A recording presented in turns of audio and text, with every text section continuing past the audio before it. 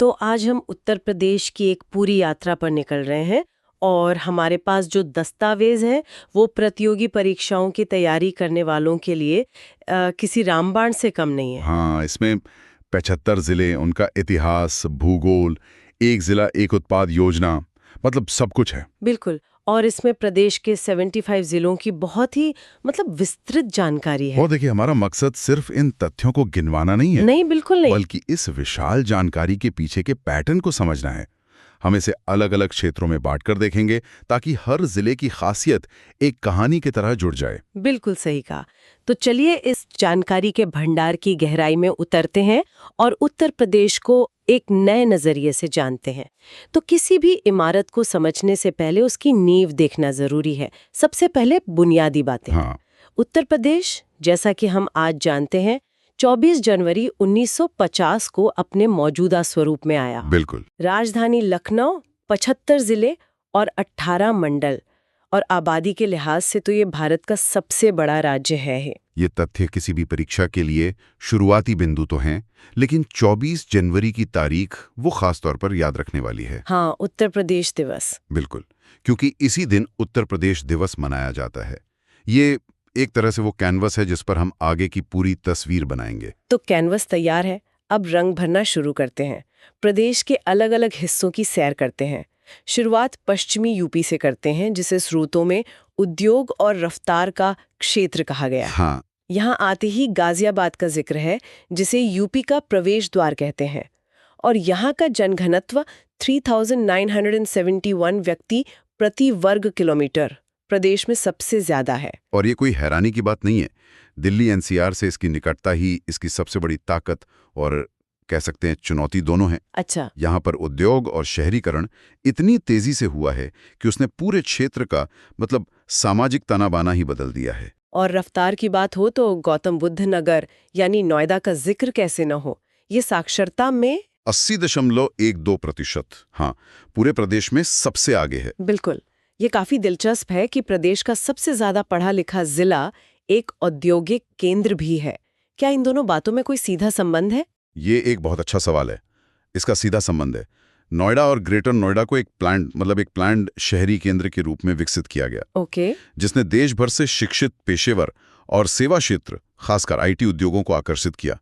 तो यहाँ की साक्षरता दर पारंपरिक कृषि आधारित जिलों की तुलना में स्वाभाविक रूप से बहुत ज्यादा है। इसी क्षेत्र में मेरठ भी है, जिसे सिर्फ खेल नगरी के तौर पर जानना तो अधूरी जानकारी होगी। 1857 की क्रांति की पहली चिंगारी तो यहीं से भड़की थी। हाँ, बिल्कुल। और पास में ही हापुड़ है, जो सिर्फ 660 वर्ग किलोमीटर में फैला, क्षेत्रफल के हिसाब से प्रदेश का सबसे छोटा जिला है। सही कहा। तो एक ही क्षेत्र में क्रांति का इतिहास, आधुनिक उद्योग और भौगोलिक एक्सट्रीम सब कुछ मिल जाता है।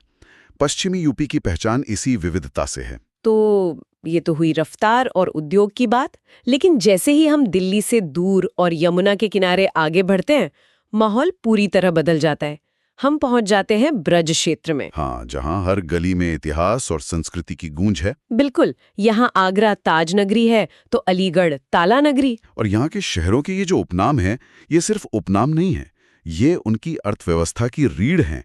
अलीगढ़ का ताला उद्योग सिर्फ एक उद्योग नहीं, एक विरासत है जो पीढ़ियों से चली आ रही है। सही। इसी तरह फिरोजाबाद को सुहाग नगरी कहते हैं, क्योंकि वहाँ का कांच का काम, खासकर चूड़ियाँ, पूरे देश में मशहूर हैं। आगरा और मथुरा तो ब्रिज क्षेत्र के चमकते सितारे हैं ही, लेकिन इस इलाके की असली पहचान छोटे शहरों में भी है। जैसे आपने फिरोजाबाद का जिक्र किया, और हाथरस की हींग तो दुनिया भर में प्रसिद्ध है। बिल्कुल। और ये दिलचस्प है कि कैसे ये उद्योग एक दूसरे से जुड़े हुए हैं। और हाँ, कासगंज को नहीं भूल सकते, जो अमीर खुसरो की जन्मस्थली है और जरी जरदोजी के काम के लिए जाना जाता है। और इसी विरासत का एक अलग रूप हमें तब देखने को मिलता है जब हम ब्रज से थोड़ा उत्तर की ओर रुहेलखंड की तरफ बढ़ते हैं। यहाँ का माहौल और उद्योग दोनों बदल जाते हैं। यहाँ हमें मुरादाबाद की पीतल नगरी मिलती है। हाँ, रुहेलखंड की अपनी एक अलग पहचान है। मुरादाबाद का पीतल उद्योग विश्व प्रसिद्ध है, लेकिन यहाँ सिर्फ उद्योग ही नहीं, भूगोल भी बहुत खास है। क्या आप जानती हैं कि पवित्र गंगा नदी उत्तर प्रदेश में किस जिले से प्रवेश करती हैं? जहाँ तक मुझे याद है, ये बिजनौर से होता है। एकदम सही। ये सवाल कई बार प्रतियोगी परीक्षाओं में पूछा गया है। बिजनौर से गंगा यूपी में प्रवेश करती हैं। अच्छा। इसी तरह सहारनपुर को देखिए, ये अपनी लकड़ी की नक्काशी के लिए जाना जाता है, पर इसकी भौगोलिक स्थिति इसे रणनीतिक रूप से बहुत महत्वपूर्ण बनाती है। यह 3 राज्यों हरियाणा, हिमाचल प्रदेश और उत्तराखंड की सीमा पर बसा है। और एक और दिलचस्प बात जो मुझे स्रोत में मिली वो पीलीभीत से जुड़ी है। यहाँ गोमती नदी का उद्गम स्थल है, फुलहर झील। हाँ, और यहाँ एक टाइगर रिजर्व भी है। मतलब एक ही जिले में नदी का उद्गम भी और बाघों का घर भी। और बरेली तो है ही, जिसे सुरमा नगरी और बांस बरेली भी कहते हैं। यही रुहेलखंड की खासियत है। यहाँ उद्योग, कृषि, प्रकृति और रणनीति सब एक साथ मिलते हैं। हर जिले ने अपनी एक खास पहचान गढ़ी है। अब प्रदेश के दिल की ओर चलते हैं, मध्य यूपी यानी अवध क्षेत्र। यहाँ राजधानी लखनऊ है, जो नवाबों का शहर और अपनी नजाकत भरी चिकनकारी के लिए प्रसिद्ध है। लखनऊ सिर्फ नवाबों का शहर नहीं है, ये प्रदेश का प्रशासनिक और राजनीतिक केंद्र भी है। इसकी तहजीब का असर पूरे प्रदेश पर दिखता है। हाँ। लेकिन अवध सिर्फ लखनऊ नहीं है, पास में ही कानपुर है, जिसे कभी पूर्व का मैनचेस्टर कहा जाता था। और उन्नाव का जिक्र बहुत खूबसूरती से किया गया है। कलम और तलवार की धरती, सूर्यकांत त्रिपाठी निराला की कलम और चंद्रशेखर आजाद की तलवार। बिल्कुल, दोनों इसी मिट्टी से जुड़े हैं। और यहाँ के कुछ तथ्य बहुत खास हैं। जैसे सीतापुर में नैमिषारण्य है, जिसे 88,000 ऋषियों की तपस्थली कहते हैं। अच्छा। और एक महत्वपूर्ण सामाजिक आर्थिक तथ्य ये है कि प्रदेश की सर्वाधिक अनुसूचित जाति यानी एससी की जनसंख्या सीतापुर में ही है। यह दर्शाता है कि ये क्षेत्र सिर्फ प्रशासनिक ही नहीं, बल्कि सामाजिक संरचना में भी कितनी अहम भूमिका निभाता है। अवध की नजाकत से निकलकर अब हम उस क्षेत्र में प्रवेश करते हैं जो अपने शौर्य और दुर्गों के लिए जाना जाता है, बुंदेलखंड। हाँ, यहाँ का नाम आते ही सबसे पहले झांसी और रानी लक्ष्मीबाई का चेहरा सामने आता है। बिल्कुल, 1857 की वो नायिका। और परीक्षा के नजरिए से झांसी का एक और महत्व है। ये उत्तर, दक्षिण और पूर्व पश्चिम कॉरिडोर का चौराहा है। यानी देश के 2 सबसे बड़े हाईवे नेटवर्क यहाँ आकर मिलते हैं। एकदम, ये इसकी रणनीतिक लोकेशन को दिखाता है। बुंदेलखंड का भूगोल भी बाकी प्रदेश से काफी अलग है। ललितपुर अपने बांधों और यूरेनियम के लिए जाना जाता है, जबकि महोबा आल्हा उदल की वीर भूमि है। यहाँ का भूगोल और इतिहास एक दूसरे से बहुत गहरे जुड़े हुए हैं।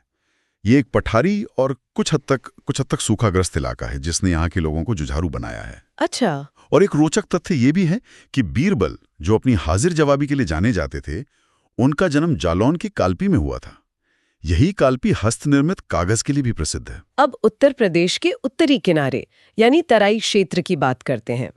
यहाँ एक जिला है श्रावस्ती, और इससे जुड़ा तथ्य मतलब विरोधाभास से भरा है। हाँ। भगवान बुद्ध ने अपने जीवन के सबसे ज्यादा उपदेश यहीं दिए, लेकिन विडंबना देखिए कि 2011 की जनगणना के अनुसार यहाँ की साक्षरता दर सिर्फ 46.74% है, जो प्रदेश में सबसे कम है। यह एक बहुत ही मार्मिक और महत्वपूर्ण तथ्य है।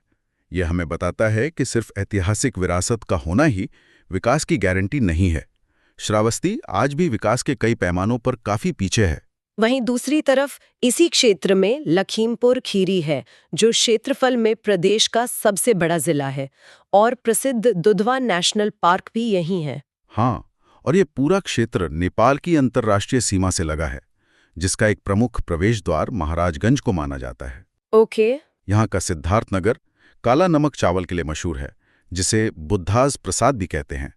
ये जीआई टैग वाला उत्पाद है और अंतर्राष्ट्रीय स्तर पर इसकी बहुत मांग है।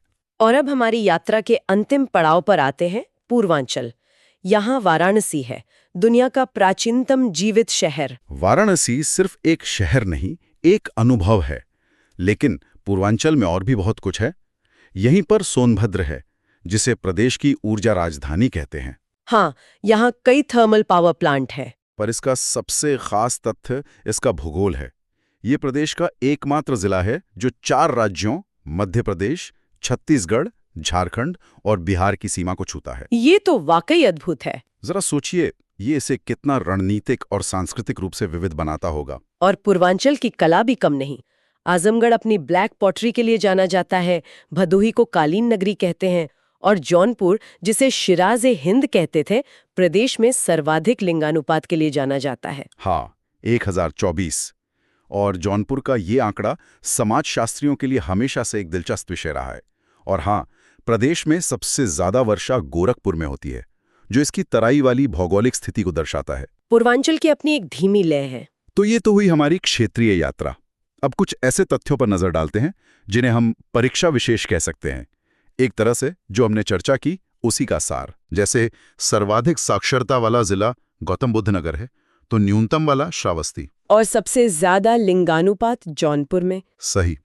क्षेत्रफल में सबसे बड़ा जिला लखीमपुर खीरी, तो सबसे छोटा हापुड़। और एक और चीज जो परीक्षार्थियों को अक्सर उलझाती है, वो जिले जिनके मुख्यालय का नाम जिले के नाम से अलग है।